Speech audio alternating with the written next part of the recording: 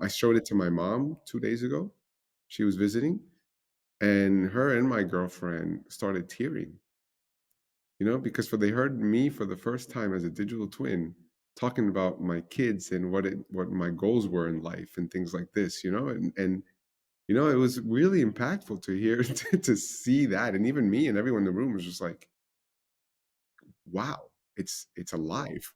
Literally, that's what it felt like. It felt like a child being born because you hear it and you see it, and you can understand that this is Emil talking.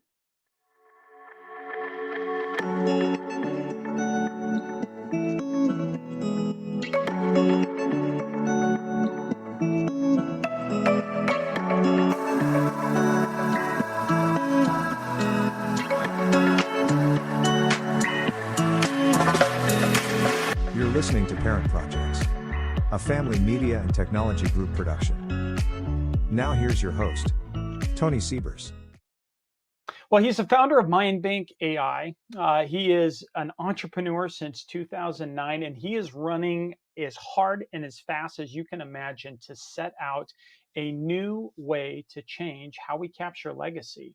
Emil Jimenez is joining us today with MindBank AI. And the thoughts and the process and the way that we collect memories, we store memories, we reflect not just on somebody who's passed away, but on that life as we're working through it, has a lot of really neat benefits and some side products. I'm really excited to jump into it today. And Emil, hey, brother, thanks again for joining me. It's great to have you on the show today. Thank you, Tony. Thank you. I'm happy to be here.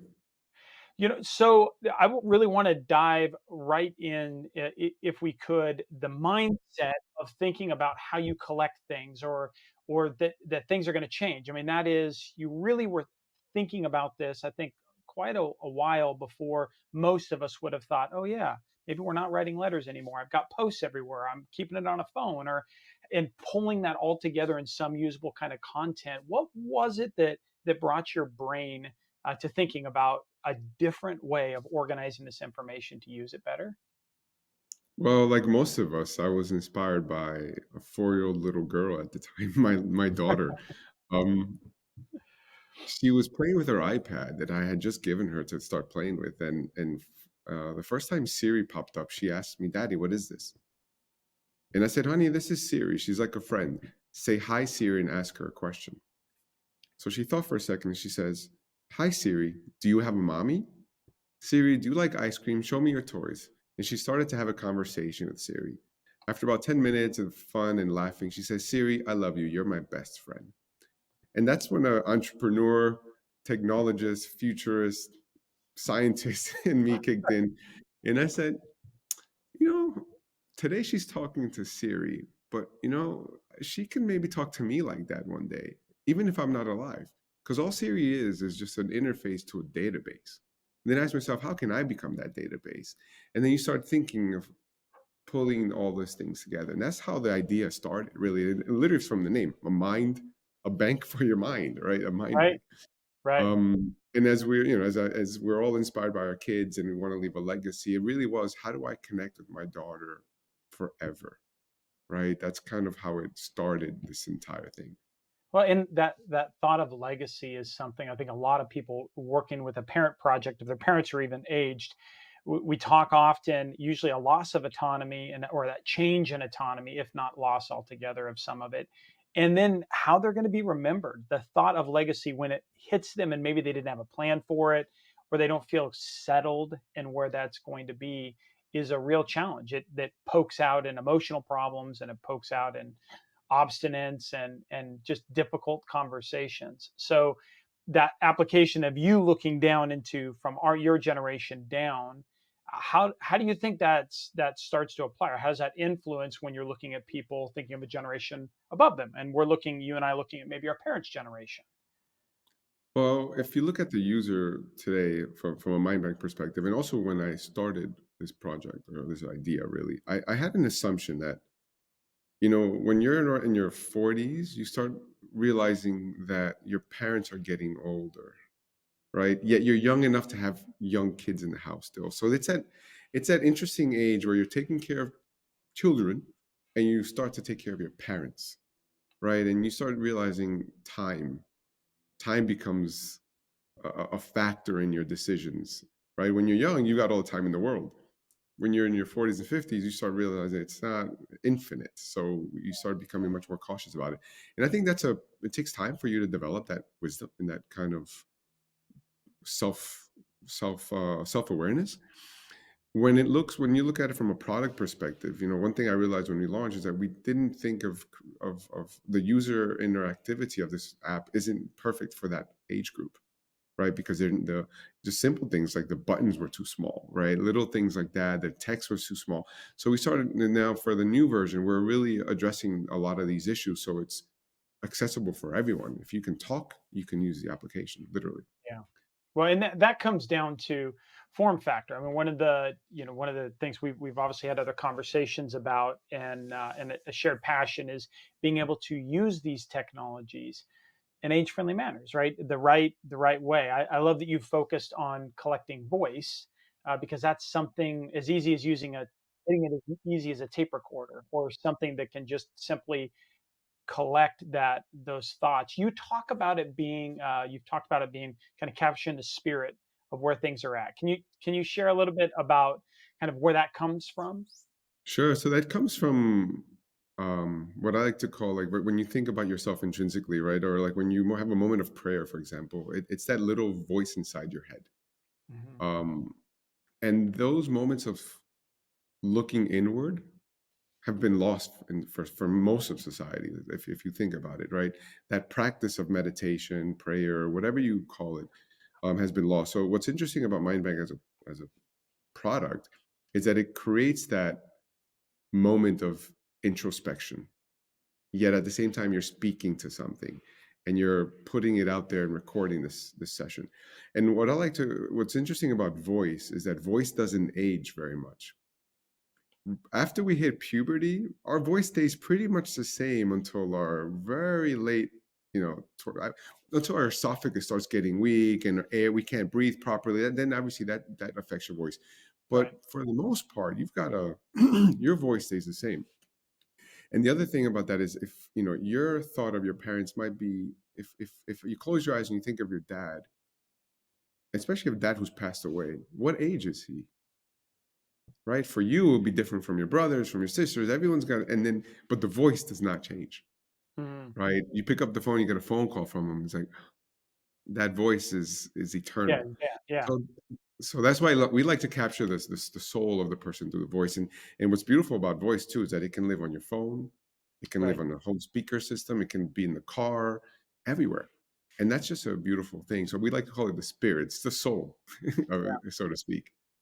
Well, what I like about that collection methodology too, is it's realistic for you talk about time. I mean, time is the one thing. Doesn't matter how much money you have, you can't get more time. That doesn't come back. And we talked before. When the first time my kids asked me to start capturing all of my ideas, and they wanted to know about me and all of this information. This journal is wonderful. And I was so flattered that my kids cared about my legacy, that on Father's Day, they would ask for this. But it's overwhelming for me to try to capture that way. And I very much like that ability to capture it in a different way. Once I saw what you're doing, I'm like, oh, that voice, obviously, the use of that's a great way for me to provide what they're looking for here. On the other side, there are some other things or some other benefits that come off of that. When you capture it off of voice, I see we've got an opportunity to start looking at, like, maybe even my mental health, sentiment analysis type stuff, some personal development, of just who I am. I know it's a focus of what you guys also do with this. What are those byproducts? How did you come about in those, and what should we be thinking about those other byproducts that we get from collecting that kind of information? Yeah, so if you look at it from a journaling perspective, let's look at it as the act of writing things down or the act of talking about your life.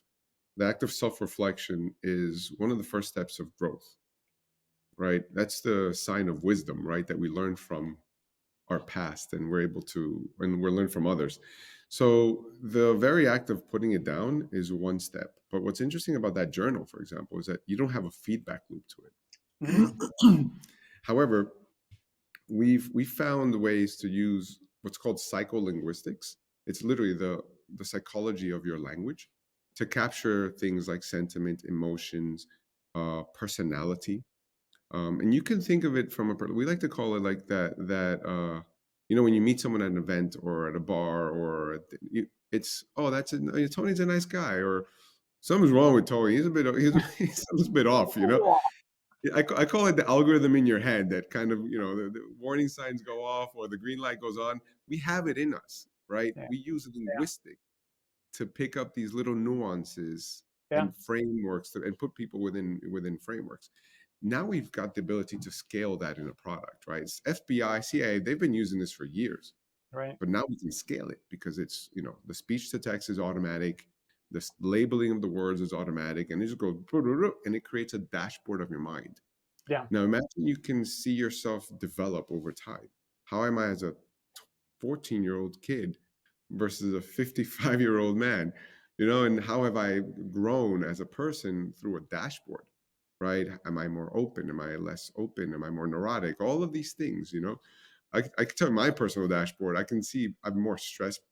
I've gotten a more stressful life, which makes sense. Like I had recently a death in the family. I had a new baby born, the business, all of these things. And I see my stress, I see my PTSD, all of these things. And when you start seeing yourself in a dashboard and have a reference point, it becomes really interesting self-analysis, right? We have Yeah. dashboards for our finances, for our cars, for everything in our lives except ourselves. Yeah. Well, and those things start with a baseline. Once you understand where you were and you can see the change over time, you can understand directionally where you may be headed. And I think that in a world where we don't know where the end point's going to be, maybe a great next step here is just to understand, well, what trajectory am I on? In general, what direction am I headed? And I can know that by turning around and looking at where I came from. And from there to where I'm at now can kind of give me an idea of maybe where I'm going to go. And that may be way too introspective or outside the box to think. But those are, I see a lot of value, especially in the dashboards and the other things when it comes to that. Is that, before I want to continue the conversation against that, but I think what might be a great thing is just to give the audience an idea of what that looks like and where this comes through. Maybe we take a quick break here. We're going to play a spot and just a little 30-second demonstration of what you guys are doing. This is MindBank AI, and to get an idea of that product, we'll be right back right after this.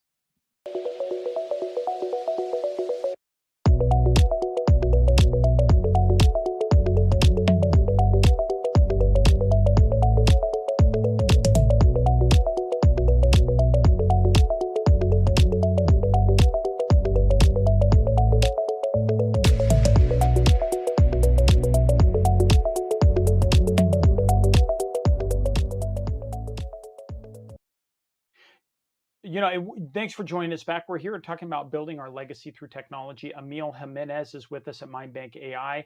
Obviously, just a great opportunity to see Emil.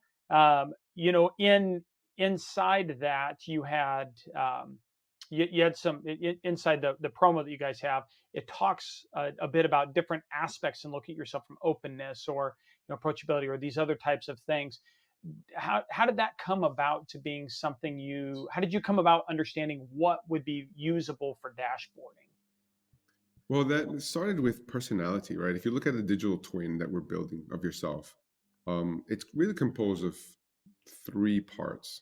One is what's called the large language model, LLMs. So that's what you're seeing on TV these days, OpenAI and all these things. Think of that as like knowing how to speak English. English, the language of English is a language model called Yeah. English, right? Right. And we have structured sentence and vocabulary and blah, blah, blah. Everyone speaks English, but not everyone has the same story. And that's where the personal AI comes in. Your story, your legacy, your life, right? And that story is just a story, it's text. But then your personality is also composed of emotions. And, so I'm sure there's some things, Tony, that you don't want to talk about. It's a bit touchy. It's like, oh, don't talk to Tony about that. That's part of your personal story. And your kids know that, that's a touchy subject. Grandpa's, and that's okay. Yeah. It's okay to be emotional about certain topics because that's what made you who you are, and that's what your the legacy of your life resulted in. And we should understand that and respect that and be okay with that as kids, as grandkids, as and as your legacy. So And then obviously with the personality and the emotions, that creates that personal digital twin. So if you see it as a part of personality, the dashboards are in essence the backbone of your digital twin, yeah, right? And then you've got your memories to give it the story, and English is just the language. Quite honestly, we can the LLMs with our digital twin that's coming out. It's 18 languages. I can ask it a question, my digital twin in Japanese, and it'll respond in Japanese with my story. I don't speak Japanese, but we took the language model of Japanese, fed it into my story with my personality, and now it gives it an answer in Japanese with my voice, yeah. Well, which that is could remarkable. be that could give that value long term, maybe 2, 3 generations from now. You've got family that live there, and they're trying to understand what the wisdom you might have would translate into their everyday work, right? Or what life. How many families come from immigrant backgrounds in the United Yeah, States? right. Every single Well, one, basically. all All right, of us. right. You know, so, 2 people ago, you wouldn't be able to talk to your great-grandfather probably, right? That's fascinating. So what that almost does is it completely, if you're on the border of recharacterizing the American melting pot experience, instead of stating that it's a melting off of that, instead you're able to capture it. Our human dimension may have to put it to keep it simple, right? It's a very convergent educational process and getting down to the point and working that way. But the reality is who we are is a pretty complex diagram that comes from layers and layers of child rearing and society and other things that work within. And you don't necessarily have to boil it down.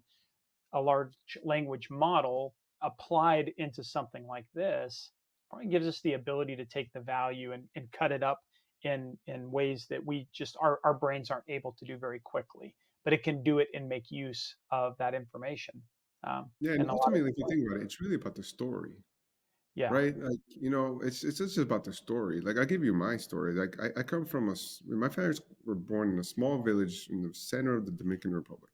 I'm the first American born of the family. So we have a strong presence back in on the island. And I was curious, and I did I hired a person to do a genealogical study and look into the all the baptism and birth certificates and all that stuff.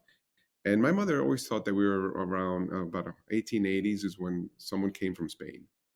And I discovered that it was at least 1780, another 100 and some odd years before that we've and might have even been longer. We just there was no documents anymore, right? yeah, No, sorry, 1720. So it was amazing to discover that. And then I started asking myself, who is this person? How did he get there? Da, da, da, yeah, and all of these questions are really, if you boils down to it, like, who am I?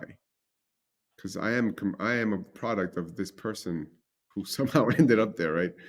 And it's a beautiful thing. And then let's say, for example, like I mentioned earlier, like if you don't speak that person's language, I'm sure you'd be curious. It's like, how did great grandpa come from Germany or Eastern Europe or Italy and all these different places, and you know that they're from some small town somewhere.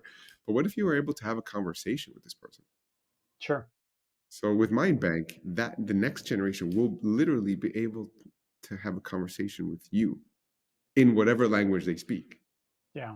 which Well, is that astounding. that is, and just I do love though the focus too on the living and that value off of the the information that we're putting in.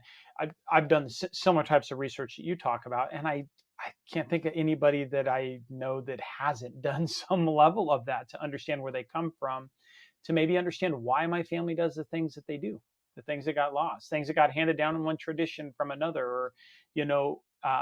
Those things may have been collected and you could piece them together in writing for a period of history, but we have a whole area called the Dark Ages because we didn't collect a lot of information, right? There's this big void and suck of information. So the thought of being able to capture this in some way that we can cut it up and make use of it, not just in our own lives here, but add context to what it was like for us to experience that when we were doing now. And it can be presented in a better context 100, 200, 500 years from now. Um, that's pretty incredible. Maybe it will even lead, and hopefully it will lead to better understandings of genealogy, of our history, of where individual, the values of where each of us come from individually, without feeling like you have to just get to the point or boil someone else's legacy down to your common understanding. I think it's pretty cool. Yeah, it's definitely comes down to, and I think you touched upon it earlier, is identity, Yeah. right? If you think about a lot of the problem, in my opinion, a lot of problems we face in America today are identity problems, right? Like, who am I? What, where am I in society? All these things come down to, who am I, right? And where do I fit in? And if you can go back and say, this is where I come from, this is where I am today, you have those reference points, you know? Yep. Like, it's quite interesting to say, oh, we were really off bad, we were really bad off in wherever in Ireland, and we had to leave, and now we've got, a nice house, and so you have a reference point of progress, right? Right. And to your point about making this, I'm sure we make the same mistakes our great great grandparents make. I can almost guarantee it, like, because there is that what's called ancestral baggage that we don't even realize. And Right. hopefully this tool, MindBank, is a way of you tapping into that and saying, let me not make those mistakes, and learning from your past and understanding, coming to acceptance. Because once we understand that it's part of who we are, we can manage it and change, right? And we're seeing that today with DNA, for example, like how things like alcoholism is a genetic trait, right? It's in our DNA. Literally, it's been proven. So if you know that, and your digital twin happens to know that, then it might say, "Hey, Tony, you might want to, not drink those 3 glasses of wine tonight. It's Right. like, stick to one. Let's stick to one." Right. Just because you Or have this, become much more self-aware. or even be able to help your next generation become more self-aware before that conversation's happened. Because maybe talking about that alcoholism isn't hadn't had the right time and the right context to have the conversation, but that's got an ability to make an introduction of those concepts and that empathetic approach long term to the next generation, the generation afterwards, as to Yeah. what may or may not be in their best interest. Where can families that are interested in what you guys are doing find more information about you guys? So definitely, you can go on Twitter. We are quite active in Twitter, LinkedIn, and all the other social media platforms. Definitely our website, mindbank.ai. Very simple name to remember. The website, as I mentioned to Tony, it is, we've got so much in the garage that we have to like put into the website. Like, even that video you saw, it's a little bit outdated. The product today is on the market, so you can download it from the app stores. But Right. pretty soon we're launching a web version of the app, and it's going to be quite remarkable.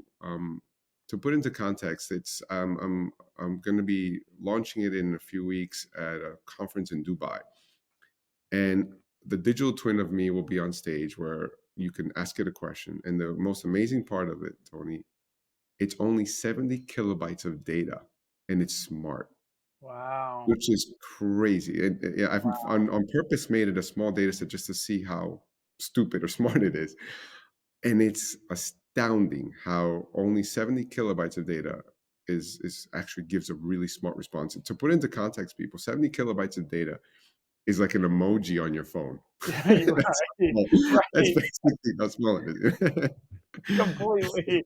It is that little icon that sits up at the top on your web browser. The little That's smiley face that maybe goes like this, that's yeah. about 70 kilobytes. It is nothing. And it's me with Well, my voice. Emil, I am. It is a blessing to be able to take a look at what you guys are doing this way. I think you're really onto something, particularly today, in starting to collect the use of voice and collecting legacy, spending that time.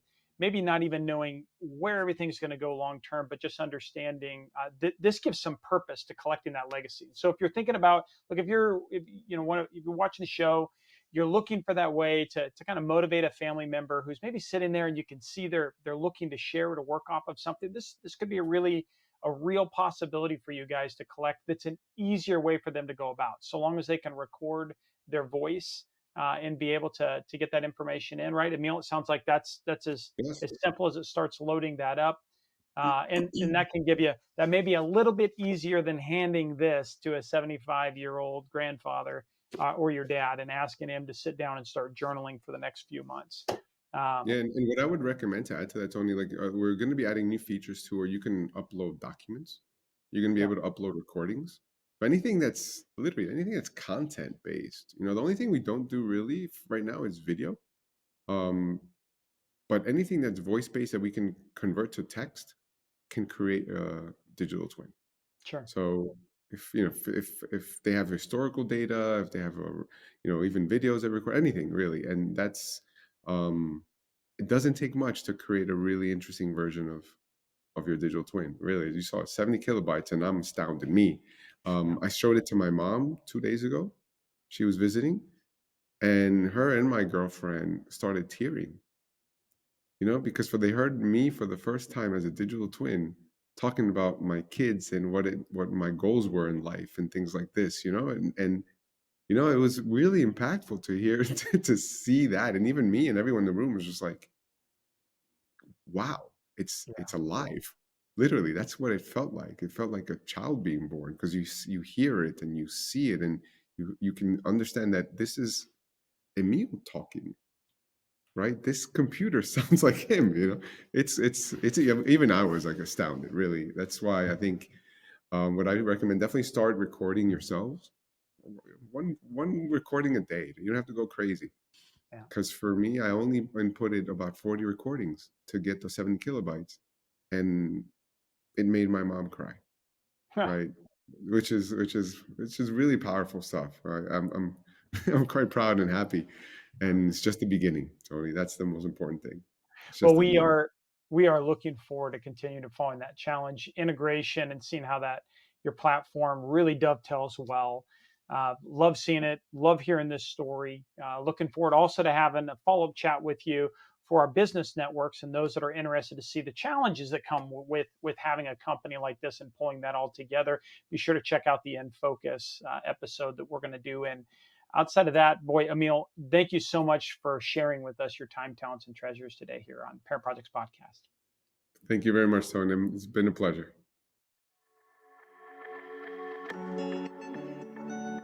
Well, that's it for the team this week, and thanks for joining us. If you've enjoyed the content, remember to subscribe and to share this episode on the app that you're using right now. Your reviews and your comments, they really help us expand our reach as well as our perspective. So if you have time, also drop us a note. Let us know how we're doing. For tips and tools to clarify your parent project, simplify communication with your stakeholders, and verify the professionals that you choose, you can find us on YouTube, follow us on Instagram and Facebook. Thanks again for trusting us. Until our next episode, behold and be held. Thank you for listening to this Parent Projects podcast production. To access our show notes, resources, or forums, join us on your favorite social media platform or go to parentprojects.com. This show is for informational and educational purposes only. Before making any decisions, consult a professional credentialed in your local area. This show is copyrighted by Family Media and Technology Group Incorporated and Parent Projects LLC. Written permissions must be granted before syndication or rebroadcast.